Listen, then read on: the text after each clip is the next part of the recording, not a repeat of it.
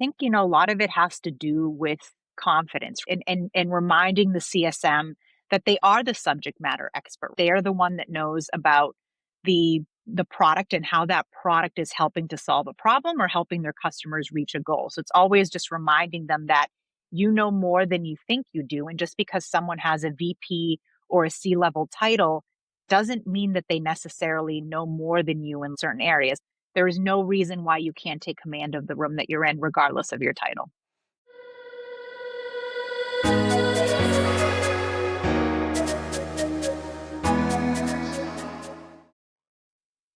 Hi, everyone, and welcome back to Your Customer Your Success. My guest today is Eleni Vorvis.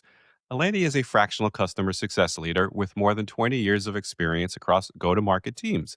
She began her career in sales before moving into customer success in 2009, and since then she's held leadership roles at Achievers, Black Duck Software, and Fair Market. Today, she serves as the fractional vice president of customer success at Coachum. She's also a senior consultant and facilitator with Solero Growth's customer success practice. She mentors through Women in Revenue and coaches customer success professionals and founders. And when she's not building customer success functions or advising founders, she's always on the hunt for the latest and greatest restaurants in the Boston area. Maybe we will hit that at the end of the show. Eleni, welcome to the show. Thanks, Gary. Hey, it's great to have you here. So, quick question for you. How's the parking situation up there in Cambridge? Oh, let's not even talk about it. I am trapped. Are So you, my you car really? is in a parking lot where the plow guys, their truck broke down on Monday night, and so it did not get plowed yesterday, and I'm not sure if it's plowed today. I haven't gone over to take a look, but We are free here. We are free, and let's just say, so if you don't know, there was a massive blizzard in the Northeast this week, and we're talking 30 inches down here. And there's little to nowhere to put the snow. So we already had a lot of snow, and parking is famously difficult up in the Cambridge, Somerville area where I used to live. And people, are the space savers out? Is that legal up there, or they clear those out? um I usually don't see them, but I saw maybe one the other day. That's really more like South Boston and So, other areas. Somerville. Yeah, in Oh, South in Somerville, but oh, Cambridge not so much. They don't after tolerate it here. I noticed it. So if everybody doesn't know, people will clear out their parking spots since parking is limited due to the excess snow. They will put like their living room furniture on the street to save their space. And you do not mess with that, right? You don't move somebody's space saver. So, and it's been it is craziness. But all right, we're getting there. It is March next week. We're looking forward to that. So let's get to business. Um, we're going to talk a little bit today about executive communication and talking with executives. So we're going to go a little focused today because there's plenty of things we could talk about in the customer success world, but we decided we're going to do this a little bit differently and really drill down into executive leadership and communicating with executive C-suite people, and maybe we can help a few people out. So let's start the bidding with this. We're going to go right into it, and it's more of a kind of put you on the hot seat question. What's the biggest mistake you think customer success managers make when they finally get 15 minutes with the C-suite level executive? Great question. They focus on the wrong topic. So they tend to get so excited and want to talk about features and functionality instead of talking about ROI and outcomes. Right. So yeah, and it's a very similar situation in CX where the CX leaders, CX consultants, or CX practitioners don't relate to the C-suite as well. They don't relate the outcomes to the C-suite. And so this is an interesting topic and why I wanted to talk to you about it. So what do you think they really want out of that conversation? Drive a little deeper for us. Are you're listening for risk, ROI, all of the above? Um, Walk us through it. Sure. Yeah. So I think when a CSM is going into a conversation with an executive, they're really wanting to make sure that they are leveraging data, right? Not just, let's not talk about like the product and usage data, but data on how this purchase that they've made and the software that they're using is driving value for the customer's business. So that conversation will be about talking about what outcomes there may be, sharing that information, that ROI, getting validation from that executive that that is something that they are still interested in. It is a conversation too where risk can come about if there are certain things that are happening with the relationship that the executive is not aware about. That is something that the CSM should not shy away from sharing. It's very important to be transparent and to bubble up anything that is getting in the way of an outcome being delivered. So it should be a very transparent conversation. and definitely need to walk away from that with specific actions. So, what is going to happen next? When will the interaction with that executive take place again? Getting that um, future commitment on the calendar, and anything that you do commit to during the conversation, documenting that and just making sure that you follow through. That's really important as well. Yeah, absolutely. So you know the meeting cadence is going to be dictated, maybe it's different in different firms. I had my own meeting cadence, right? I had a lot of monthly meetings with my clients and then quarterly meetings, which are a little bit more up to, and then if you had an annual meeting, you'd have some senior executives there. Now that's debatable, and as to the size of the company and how many meetings you should have, et cetera. So what's your kind of thoughts around the cadence? And obviously it's going to be a feel by company and your teams. But with me and my clients, I was always kind of monthly, quarterly, annual. Yeah, I mean, my answer is going to be it does really depend. I think the executive is not somebody you're going to be talking to on a weekly basis. If you are, there's probably something bigger going on. They Yeah. just don't have that time. Right. If you're lucky enough to get a quarterly cadence with them, I mean, there is this big debate going on in the SaaS world about should they be quarterly value reviews or just an executive value review that can happen at whatever frequency makes sense, right? I think my advice is always don't have a meeting just to say you checked the box and you Mm. have X number of meetings with an executive per year. Ask the executive what is the form of communication that works best for them and how often they would like to meet. You can tell them here is what we prefer and what is best practice on our end and ask them to commit to that. But I've seen typically with executive level, it is quarterly or twice a year. And then you're meeting more with the champion and end users on a it could be a monthly basis. If it's an enterprise account and there's a lot going on, perhaps you are meeting weekly or biweekly. Yeah, and that's more my background is enterprise level. So uh, let's talk about you coach, right? So let's talk a little coaching here. And I think the goal of this episode is really to coach some people, some CSMs, and people maybe hopefully moving into that role, et cetera. So if it's you're a CSM or prospective CSM, you're thinking, well, I'm just a CSM or the account manager. How do I relate to the C level? How do you kind of coach them through that mindset shift? Sure. I think, a lot of it has to do with confidence, right? And reminding the CSM that they are the subject matter expert, right? They are the one that knows about the product and how that product is helping to solve a problem or helping their customers reach a goal. So it's always just reminding them that you know more than you think you do. And just because someone has a VP or a C-level title doesn't mean that they necessarily know more than you in like certain areas. And again, a title is just a title at the end of the day. We are all human. We are all dealing with change management and things that are going on. And it's just about speaking the right language. So it's letting them know that as long as you are focusing on having a conversation about what matters to that executive, which in many cases they're trying to make money, save money, decrease risk, right? Increase efficiency and do more with less headcount. So as long as you're leveraging data, right? You go into the conversation with that data to tell a story about how an outcome can be received, how other customers are doing this in the space, then you will be welcomed with open arms. They want you to tell them something that they don't already know about ways that they can improve their business. So if you walk in there as a subject matter expert, you've done your homework, there is no reason why you can't take command of the room that you're in, regardless of your title. Yeah, that's a great point. The great point is the what are other clients doing? That is what I get asked, I think probably more than anything by the kind of the C-suite folks, because we'll talk about this. Maybe it's a big transition or it's a big investment change, and everybody's what do other clients do? Right? What's everybody else doing? And so that's where you can really add the value because you see what works and what doesn't. And to be honest with you, even that's something you have at your disposal is when they might be going down the wrong path, right? And they're kind of saying, "No, I want this," and you know that it's maybe not the right thing for them. And you can say, "Well, let me tell you about what other clients are doing because you've seen it and seen it work." And it happens a lot in my background, in my profession with alternative investments. So very complicated and very cumbersome. And I won't bore you or the audience with the details, but it's very manual, like labor intensive statements, and they're all different and everything like that. And they come late in the cycle, right? So they come after the close. So how do you get a good value for your 6:30 close when you don't get a statement till the end of August, where you price a stock at 4:15, whatever the market closes, you're going to price a few minutes later. So okay, so it gets a little different. So let's talk about executive value reviews that don't waste everybody's time. Let's go kind of back into workshop mode.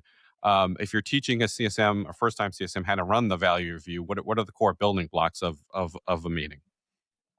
Do not go in there with a million slides. We all have heard the expression death by PowerPoint. Be very selective about what you put on those slides, because the last thing the executive wants and the team on the other end is for you to be reading the slide verbatim. So really think through, what is the goal of the meeting and what do I want to achieve? And I would say at the beginning of every deck, you'll want to set out, like, here's the agenda for the meeting. Here is our goals. I'm getting your buy-in that you are committed to however long you've scheduled the meeting for, 45 minutes, an hour, and that this really is going to be a two-way conversation that is going to help us to remove any obstacles we might have in our way and kind of move that path forward, or make any adjustments to the plan based on what's going on in their business or what may have changed since the last time we met. So that first and foremost, and you're going to want to have your storytelling and your ROI and outcomes at the beginning of the deck as well. You don't want to put that after the mistakes I see Okay. people make is like the product updates. They want to be like, oh, here's what we're doing, or you have in your ear as you're preparing internally. Product is like, we want to make sure they know about this, or there's a beta program, there's X, Y, and Z, there's a marketing program, there's an ambassador program. Those things are great. And you can, I think, depending on what your health is of that customer, you can ask for those things, but those can come later in the conversation. You really want to start off with, what are some wins that we've realized and how are we measuring the success and making sure they're still on the same page? And then you can go into some of the other areas of the business. The other thing I coach people to include in there is things that would help for the group right on our end as well too. If you're working with your champion to create the deck, I think back to one of the companies I was working for, we worked with the end, like the champion and some of the end users, to put together updates on their business. So including that in the deck as well, because I think it's important for them to highlight the things that went really well, the way that they've seen an impact in using our solution. So like building those success stories together and having that maybe be even presented by the champion on your end, right? Because on the customer side, because we do want to highlight the great work that they're doing. And in many cases, some of these individuals are aspiring, right, to get promoted and move up. And that can happen with them leveraging, our platform in the right way. So I think just leading with that information, that data in the beginning, I think is great. The other thing is being prepared with who's going to talk about what, because I know in these meetings we bring in people to help support us, right? So when I was a CSM, it'd be oftentimes my boss would also be in the meeting, or as a leader, I would participate in these value reviews. And then you might have some other subject matter experts. I think making sure everyone understands the role that they play, because the last thing you want is people talking over each other, or even when you have to talk about the hard stuff, right? So that should also come into the slides. If there are any risks or things that you need to bring to their attention and the conversation may be a little bit more challenging, just having everybody on the same page on who's going to reply, and maybe anticipating some of the asks the customer might have, and if we're going to be comfortable with making a decision or having to take that away. Because I've been in value reviews where some other people have jumped in and promised something, or just said, oh yeah, we'll figure this out, we'll fix it, and just offered something up that didn't make sense. So as the CSM, it's, you have command and control of the meeting, and you want to schedule an internal sync to let everybody know, here's the role that you play. If I want you to speak up in a certain section, I will call that out and I will address you by name. But otherwise, here's what I would like you to do. And that gets everybody understanding the role that they play. I think it's super important, because if you don't do that, you're not coming across as being in alignment, and the customer sees that, right? They see that vulnerability, and then that executive may start to take the conversation in a different direction, because they know that they can, I wouldn't say the word is like manipulate, but we're malleable, right? So They like, okay, sense it. Yeah, yeah, they yeah. don't, they sense it, and they're going to throw in that ask, which is usually like a product roadmap thing that they've been wanting, that you've Yeah. been explaining to them 10 times why it can't happen, right? So they feel like it's their moment to ask for the thing, because they're seeing that we don't have our act together. So really just like run through it, do a little run of show, make sure everybody understands, have your talking points together, and go in as prepared as you can. And do your research too. There's so much information out there these days. Yeah. No, there's so many great points in there. I had to write notes down. So I'm gonna just say, yeah, it starts with the prep, right? So I think that is your most important job is to prepare your team and get everybody and the right people in the right spot in the right order. By the way, I think people underestimate the order. God, I'm gonna say it's like a batting order in baseball. You want to lead off with somebody that can get on base, right? Somebody that's got a little bit of energy and an excitement and can really hold a conversation, a bit of a personality. Like I worked with a lot of accountants in the day, and not always the most exciting conversation. Like we just talked about statements and this and that and the other thing. Now I've had accountants that are the best presenters of the group, and so sometimes you throw them in the front. But you got to really think of that order too. You really start the meeting off with a little bit of a kick and some oomph. But you're right; you've got to get everybody grounded. It might take 2 or 3 meetings to prep them, and sometimes you get resistance at too many meetings, which is valid, but it's really in everybody's best interest to go in there, make the prep meetings, make sure you're prepared for the prep meetings and quick and to the point, get everybody in and out and build that confidence going in there that everybody's going to knock the ball out of the park. So I think that's probably your most important job. And then your next job is being the host. One thing you didn't mention that I always mention is you're the timekeeper. You're the timekeeper at the bell. You need to keep people on track because there are people who love to talk and they're great at it. They can't. I've seen it so many times. And the mistake we made a lot in financial services is we leave the technology to the end. Maybe I'm talking more of a sales presentation and run out of time because everybody's blah, blah, blah, blah, blah, blah, blah. And then you'd have the actual presentation part where they need to see the tool that they're going to be using and you'd be out of time. And it's like they have to whip through it in 3.5 minutes. So they traveled halfway across the country to sit in a meeting for an hour or 2 hours. So then they get like 2 minutes of airtime. So controlling the clock is super important. And yeah, the slides. Oh my God, I've seen this. Too many big clients. I've seen huge decks put together and I've seen that kind of pushed down through the teams, and it doesn't work.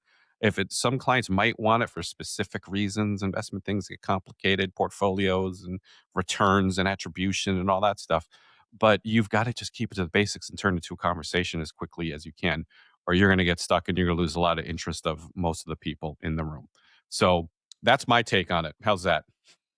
No, that works. And I think too, there might be slides if you anticipate that they're going to ask a question or want to have more information about a certain area, you can always just have that in your appendix. And as they ask the question, you can say, I've got this prepared, and you just bring it up. So there's supporting information that you can have in there because, I think with the CSMs, like have a pretty good handle of what our customers might ask for, or we might ask the champion to say, are there certain things that you think may come up in this conversation that we don't necessarily have to lead with in the slide deck, but we can have at the end as an appendix to pull up, and they'll do a good job of bringing that up, or also just making sure when you go through the agenda, if there's certain things that are really important to that executive, then making sure that you do have enough time to cover those areas. I think the goals piece and like the ROI and outcome, that is something you definitely want to get through and you don't want to leave towards the end. So even if they say, I want you to tell me about this thing and that thing, you can say, great,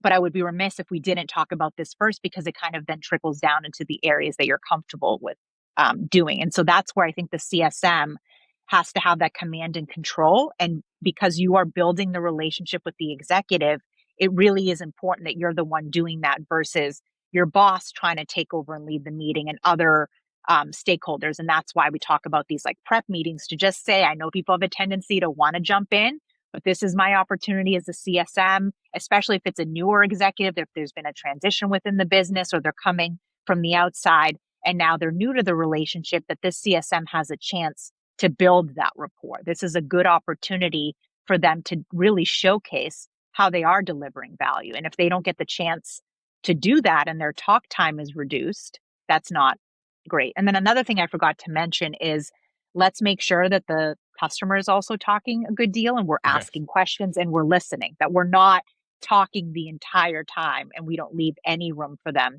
to interact. So that's why you open up the meeting to say, this is an interactive discussion. We want Mhm. you to chime in. We want to hear, and building in those pauses or transitions within the slides to be able to make sure that they have the platform to do so.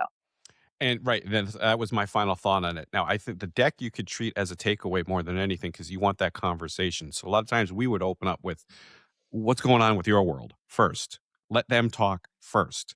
Like, here we are, here's what we're going to talk about today, but here's what's going on in our organization really quickly, very high level.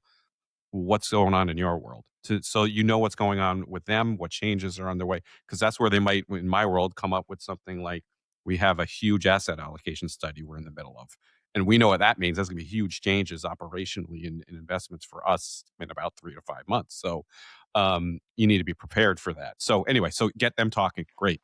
Awesome. I love it. So all right.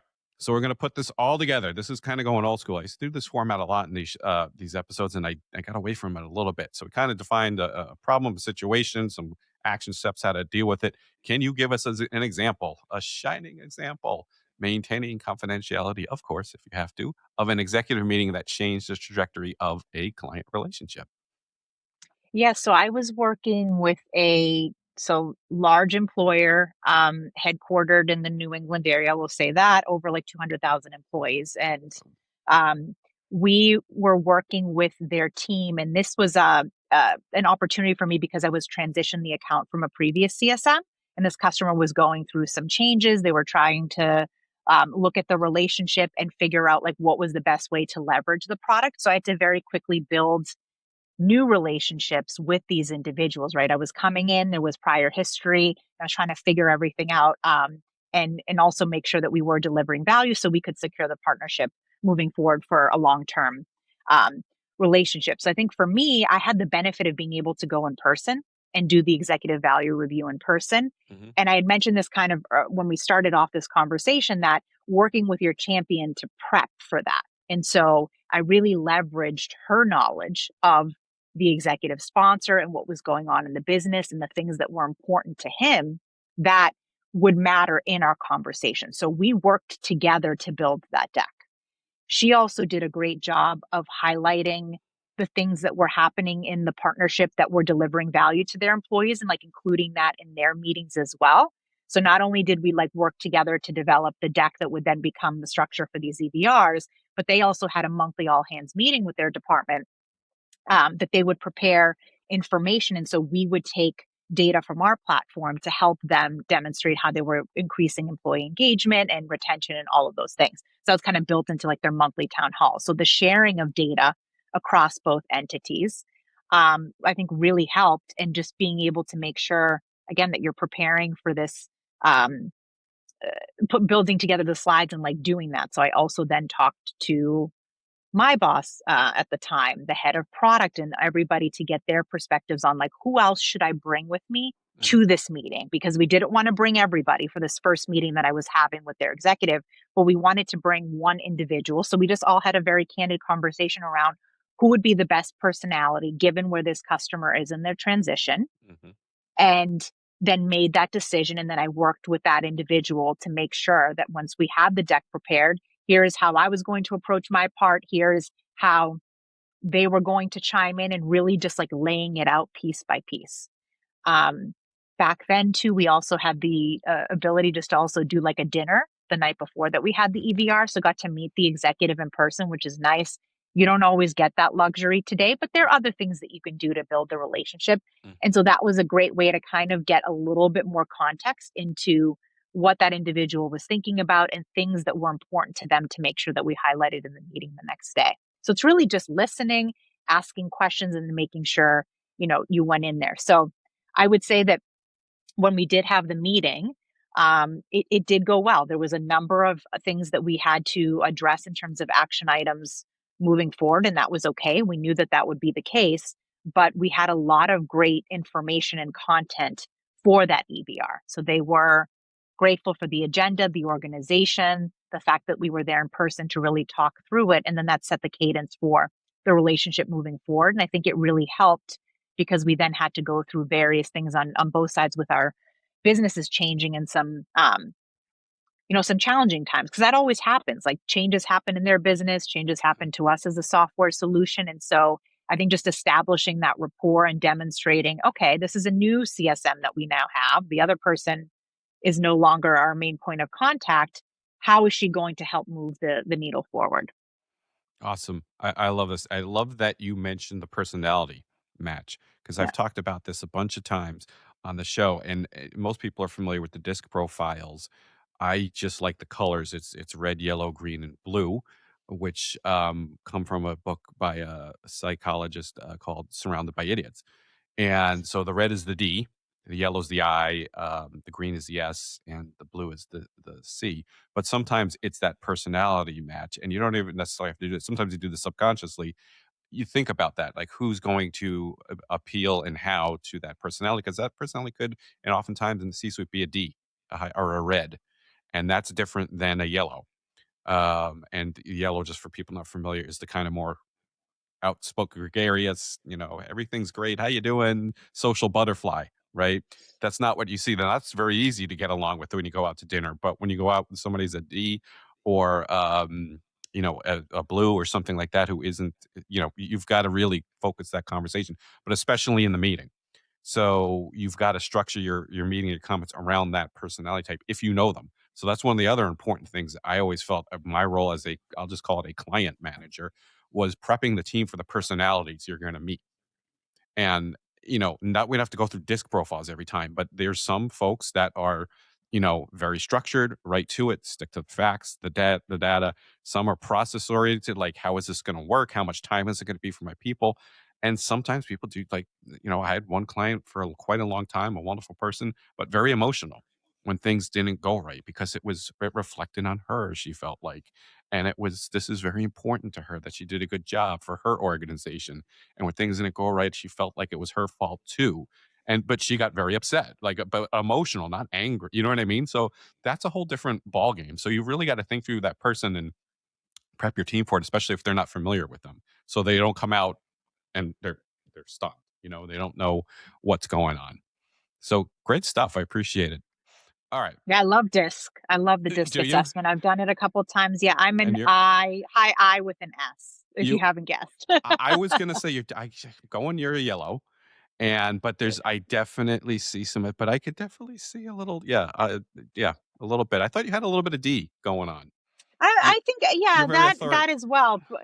like Thank you. yeah, a very authoritative. I don't know. I think just when I first met you, like, you're just right to the point, and you're just very authoritative, and I bet you present marvelously in a room. So, um, I'm an SC, so I'm way up here in the SC, and I'm kind of this way. But it's very interesting stuff when you think about it. But I just love the colors because that just, she's a yellow, but I'm a green, and my wife's a green. And it's pretty funny. So yeah, we're such greens. We say it all the time. So great stuff. All right. So let's shift gears a little in the remaining few minutes we have on the traditional interview segment. Let's talk about founders. You're a fractional now. Good for you. And let's talk about just managing customer success internally, because we talked a lot about externally. So just a few things to leave with. If a founder says, or, maybe they're new to this and they don't understand customer success as much as the product they're building or whatever, and they say, well, customer success isn't driving growth fast enough, or they're frustrated with retention or churn. What are they usually missing or misunderstanding? I think that they probably might not have a good handle on what is happening with those customers when it comes to the day to day, or do we even have outcomes that we know we want them to achieve? So, depending on the stage that you're at a startup, I think sometimes founders, right, they're very passionate, and that's why they're in this, right, and they have a lot more to lose than the employees who are working for the startup. So sometimes I think they can get into this mindset of like, well, this product is so great, like who wouldn't want to use it, and why aren't they leaning into it? Or this That's could it. be a $1 million account and it's a 50K account. So sometimes they're forgetting the reality or the process that it takes for a customer to grow, because it's not just about feeling, oh, they're happy or this customer is successful. We need to quantify this. And if there isn't a way to be able to measure it in the system itself, then you really have to figure out, well, what is our definition of this ROI and outcome? And is everybody agreeing upon it? And then how are we articulating that to customers? So that does take time. If there isn't an actual journey that's mapped out with that information, then that exercise needs to happen. I think there's also another thing that could be happening, which is early customers are amazing, right? Because they can be design partners. They tell you a lot about what they enjoy about the product and where it can go, and they help you to get that traction, which then brings in other customers. But that doesn't necessarily mean that all of them are your ICP. So sometimes if you're frustrated with churn and retention, it's really taking a look at that customer base to say, maybe some of these individuals aren't ideal anymore for a variety of factors. And I know it's hard to talk about firing a client or not renewing them or having a more serious conversation about the fact that, hey, you're paying us this much money, but you're treating us like you are $1 million account and we're always having to get on the phone and in doing XYZ. We can't support that. The math doesn't add Hmm. up. And you would probably say the same thing to your customers. And so it's Hmm. sometimes just getting alignment on what is the reality and where we need to go and just being very honest about things that need to be put into place to be able to have more predictable growth and to have a handle on that churn. Yeah, you said a couple of awesome things in there. One is the tough decision about firing a client, basically, or just saying we're not going to do it. There's a number of reasons, but I've had that happen. With me, it was more of the big pension fund moved to a competitor, leaving a little piece of business, and they said, "Oh, we're just going to leave that with you." No, you're not. You're gonna take that with you because it's not worth, having a whole client account for this little and it gets I don't wanna bore anybody with the legalities behind it, but there are certain other, legal formations and of pension plans and executive compensation. No, thanks. There's risks to it, and it just wasn't worth it. So he said, "No, thank you. It needs to go." And they were perplexed. "Why are you throwing business?" "Because you're gonna go to the other provider. Go, take it with you. Thank you. We appreciate you. Hope you come back someday." So the other thing, yeah, the I love the product is great. The same thing with investments. Why is everybody not knocking down our door to come to our investment philosophy and because there are 2,573 other investment managers that kind of do the same thing. It gets very hard to differentiate yourself, and if you haven't hit your benchmarks and reasonably in the past 2 or 3 years, your performance looks like what, they're not going to be knocking down your door. So, I see that all the time because portfolio managers are brilliant people and they do a great job for the most part, but sometimes it just doesn't work when you're trying to beat when you're not in passive investment management, you're in active investment management. I mean, try to beat the best benchmark and you don't do it consistently, it makes it very hard to retain the client and or bring in new business. So same type of thing. So interesting stuff. All right. I want to get one more in this segment, and I had about 5 or 6 more questions for you. So now I got to go through and pick the closer for you. Um, let's I got to go with this one. Just I want to hear your take on it. And I'm sorry, this is maybe even cliche for a podcast and customer success, but the alignment with sales and customer success or product is sometimes the alignment isn't always there. Where do you see that alignment break, and what's your kind of take on the kind of handoff between sales and customer success? And maybe the parting thought here in this section is, how can we help? Yeah, I mean, I think the alignment can be challenging, and there sometimes is friction between sales and CS, sales and product and CS. And I think it's not because people have bad intentions, it's just everyone has their goal, and what they're being told by their leader is the focus for them and the priority. And when those things contradict each other or go against the goals of the other departments, then it gets really tricky. So, my advice always to people when they're trying to build those relationships is, well, have you spent some time trying to understand how are folks first off being comped? That's a big conversation in the sales and CS world.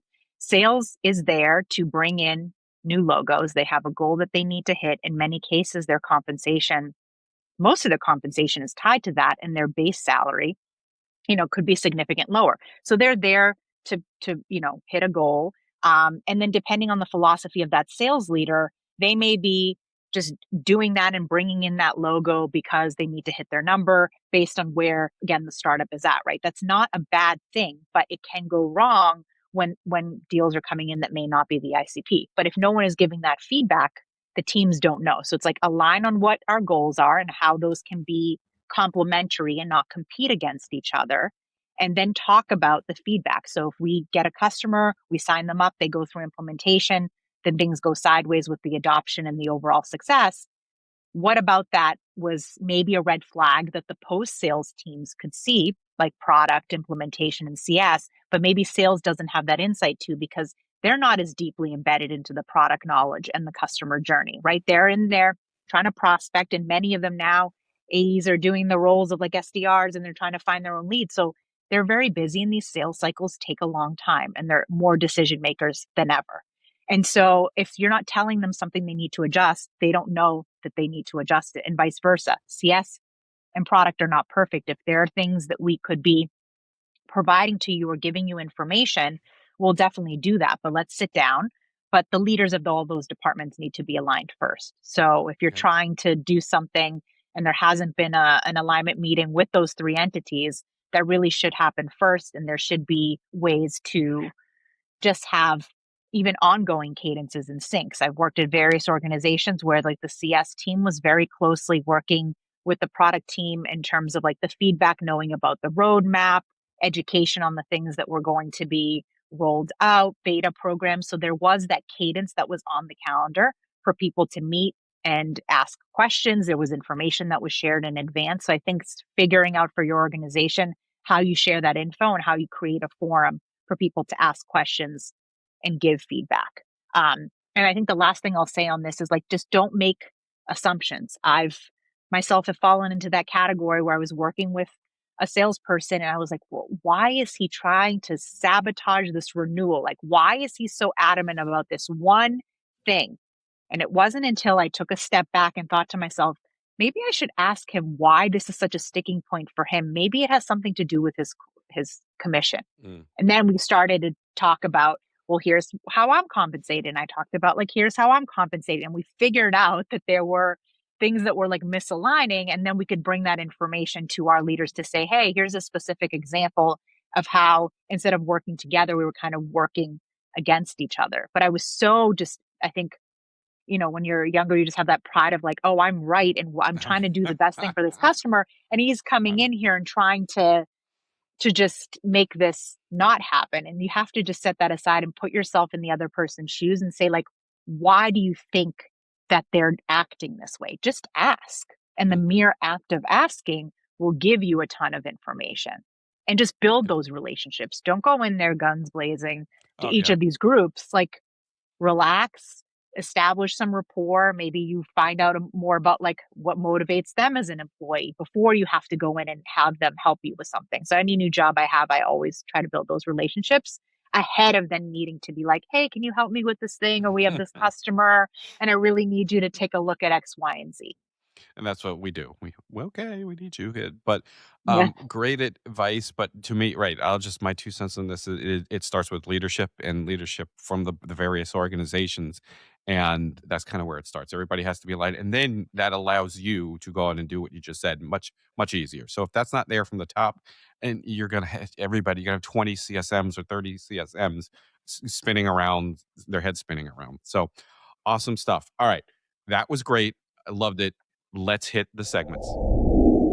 All right, everybody, it is time for Does It Hold Water? My favorite segment. This is where I ask our guests to be our resident Mona Lisa Vito for the day.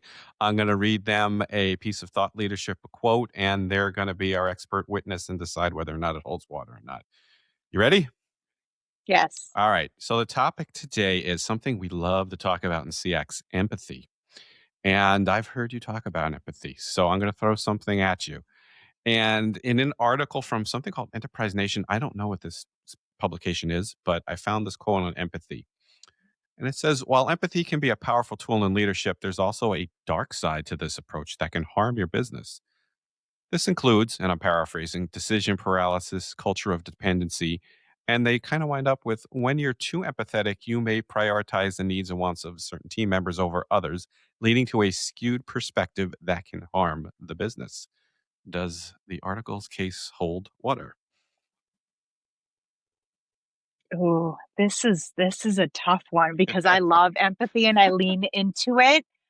I think that the I think that it does hold water to an extent. I think you do have to be careful with the way that you leverage empathy in the workplace because you can go overboard, right? And if you are a high empath, of which many people um, fall into this category, I do myself, you have to be self-aware and really think through, okay, I need to leverage my empathy but check yourself on the, okay, when am I going, when is it too much? And having your, almost like your board of directors or a tribe of people that are close to you that would be comfortable sharing that, to say, you know what, it's great that you're empathizing, but you're taking it a little bit too far, and you need to think about this in the XYZ perspective. Because at the end of the day, we do need to focus on data and facts. I think empathy is a great way to listen to our customers and to have a conversation that allows you to draw information that is helpful for you and to like build the relationships. But when it gets into an emotional territory, I think things could go very wrong. And I don't think emotions are bad. That's not what I'm saying. But there's a time and a place for how you react or how you leverage that into the workplace. So if you're not careful, I think you can definitely overextend on the empathy. And that's where having your coworkers or leaders and people to be there to just even say, hey, I'm going to approach the situation this way. Am I missing something here? Or is my maybe empathy lens or meter turned on a little bit too high? And I think you need to do that with people who lean into the empathy and are emotionally intelligent. I think if you go to someone who is lacking the empathy, they're definitely going to just always tell you you're emotional, and that I think is incorrect. They're just not being empathetic at all. And I think that's a terrible thing, especially in business and in the world that we live in today. You need to have a level of that, I think, in order to keep things human and not act like a robot, because we're not robots. We do have thoughts and emotions. Yeah, no, I agree. I think you know, to me, it's about cognitive empathy, and I think empathy is overused a lot in the CX world. And you really just have to be aware of others' approach, feelings, their different personalities, like we talked about, and be cognizant of it. Because, yeah, I mean, I agree with the quote. You can be too much, but that, you know, that's kind of turning into somebody maybe that's turns into the people pleaser, and that's a characteristic of the yellow of the high I, right? So you have to be careful of that. But I think oftentimes there's just not enough. I'll just say it, giving a shit sometimes Yeah. about people's feelings, or even feelings of the teams and staff when something goes wrong or there are layoffs or things like that. It's you know, kind of, that's just business. So you do have to be careful with it. I just think yeah, I do think it's overused a lot, and it's not about emotion so much as being cognizant and aware of others and their place and their position in the world. And otherwise, you know, you'll be fine. But good one. Appreciate that one. All right, everybody, it is time for chip shots. These are my shorter form questions where I ask my guests more personal but still professional questions. And I get some great answers here. I swear, this is amazing the way this has worked out for me and the show and the audience. We always start with the book question. What is one book, my friend, that has significantly influenced you professionally, personally, or both? Ego Free Leadership by Brandon Black and Shane Hughes. Funny enough, one of the authors was the founder of a company that was one of our clients when I was working at Call Miner, and I liked the approach to the book. So we would do a book club, and that was one of the books that we read. And I said, "Hey, let's just get the author, one of the authors, to come to our book Oh, club no to have way. the conversation," which is like really great because how often do you get to do that? So it's just a good take on how, as leaders, right? It can be very easily a situation where like you let your ego get the best of you. So how are you bringing in that like self-awareness, that emotional intelligence, the different aspects when you're looking at a situation, and not just always black and white? These are the facts. I have to go in because I'm the boss, in a very robotic, mechanical, process oriented way. There are things that you're going to find out when you allow yourself to be a bit more vulnerable, or you do ask questions and you're trying to understand mindset. So I like that there's a book that really gives you a guide on how to not bring that ego into the conversations in the way that it can go wrong. Yeah, interesting. I have that's another one I haven't heard of. That's a great suggestion. I'll take a look at that one. To me, I always talk about it's sort of similar is golf is not a game of perfect. And not that golf is particularly relevant to business, but it is in the sense of it is all about your mindset and your approach to the game and the shot. If you go out there thinking you're going to stink today, you're going to stink. And if you go out there worried about there's water on the left of the hole, you're going to pretty much only be thinking of the water on the left of the hole, and that's where the ball's most likely going to go.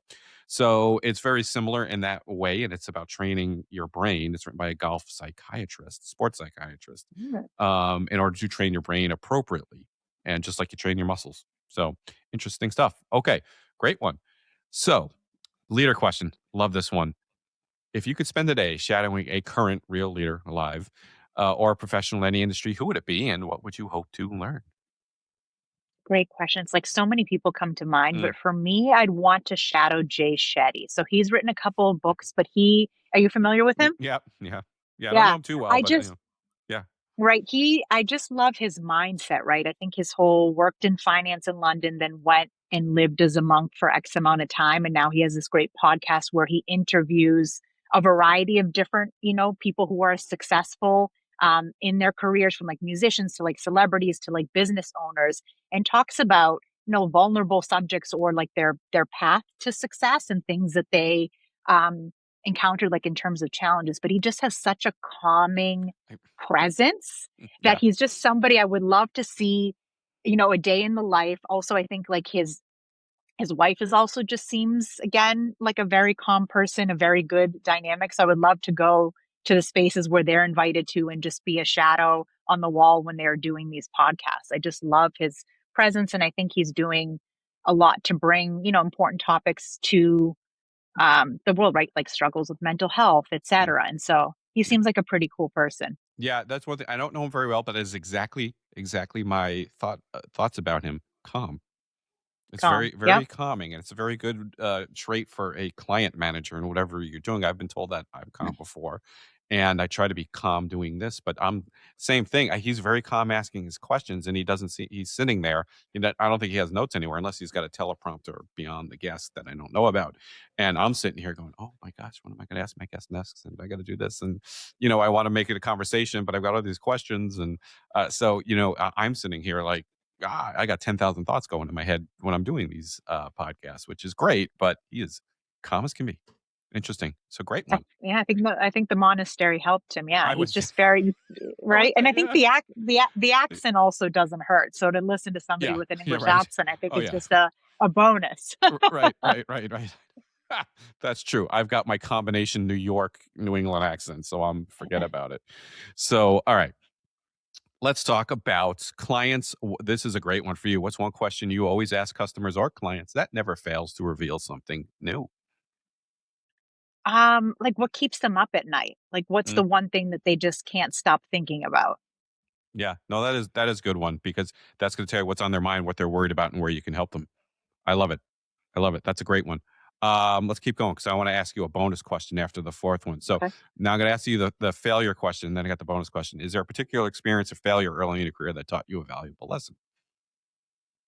Well, this is another great question. I mean, I was fired by a customer. So like early on in my Mm, CSM career, I was transitioned an account, and I'd say like a couple months in, they went to my boss at the time and was like, this is not really a good fit. So I think I look at it as failure as like, I didn't specifically do something wrong, but I was newer to the organization. And I probably could have articulated when they presented me with this opportunity to take on the account that I should have listened to my gut a bit more to say, this is something that maybe it's not a great personality fit also with the end customer. They have certain expectations. I'm still learning. I'd like to maybe go in this direction. But I was like new to the CS world. I was like, yeah, I'll figure it out. mm, It'll be fine. But what also was interesting about that is leadership, after having to have that conversation with me, said, you know what, we also didn't set you up for success. We should have realized that there was this maybe not the right fit, and we need that to have them with a more tenured person. So they did transition this customer over to somebody who was really knowledgeable about the product and had been working at the company longer than I had, and they had a great working relationship moving forward. So sometimes it kind of like works out great when you do get fired by a customer. It also just kind of teaches you to not always take it personally, to think about like, what is the lesson that I learned? How do I advocate for myself next time? How do I then advocate for my team when I move into a leadership position? Because these things happen and we're all human and we do make mistakes. yeah. Oh, what a great one. Because, if you're around this business in any sort of client management, I've seen it time and time again. You do have to move people around, and somebody has to step up and step in and take over. And sometimes it just doesn't work for whatever reason. And don't take it personally, learn from it. That is a super great lesson.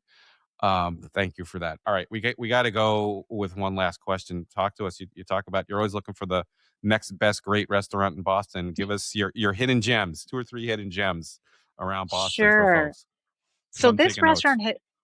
this restaurant has been around for a long time, but I think people forget about it because it's tucked away in a random neighborhood in Cambridge. So it's not like in Harvard Square or Central or Inman. It's Oleana.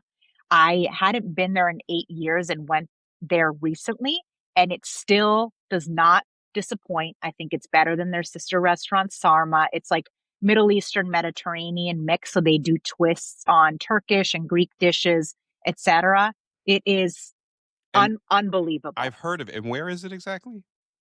In It now I can't remember. It's like a 5 minute walk from like in the Inman Square area, Okay, Hampshire Street, Hampshire, and I forget what the cross street is. I got you. Okay, awesome. And if you're walking down the street, you kind of wouldn't notice it either because it's a bunch of houses and it's sort of just randomly Right. located. Yeah, those are the best. Those are the those But are the it's best. it's incredible. I mean, Waypoint is always great. I think some people are more familiar with like Alden and Harlow and Longfellow Bar, which are part of that same restaurant group, but that also has been there in Cambridge since like 2016. And so it's a spot that I always tell folks if you want fresh seafood, great service, they do dollar oysters Ooh. 7 days a week, I'm pretty sure, which is Hmm. rare these days. Um, that's another really good spot. And I'm getting very hungry You're getting having this conversation. you're bringing me back because I used to live in Somerville back in the days. Is Shay's Bar still there in Harvard Square? Uh, I don't know. Okay, yes, it is. you It got to be is. And you kidding know me. what? It is It's still still there. Yes, it's wow. still there. And it's so busy in the summertime in the warmer months. There's like people sitting outside. Yes. That is amazing because I'm going back now. I'm not even going to say on the show how far back it was when I was there in college. So awesome. So Eleni, oh my gosh, great job. I love this episode. This was so grounded and real. I think it's gonna be helpful for a lot of people. Before we go, please let everybody know where they can find you. LinkedIn. Send me a connection request. Send me a DM. Happy to connect with folks. Awesome. Thank you so much again. And thank you all for listening to Your Customer Success. If you're listening, don't forget there's the YouTube, there's video. And if you're watching the video, don't forget there's the audio on any and all major podcast platforms. So thank you so much for joining us today. We'll be back with more customer success leaders, CX leaders, and a few surprises. That's all for today. Bye for now. That's a wrap. Thank you so much for tuning in today.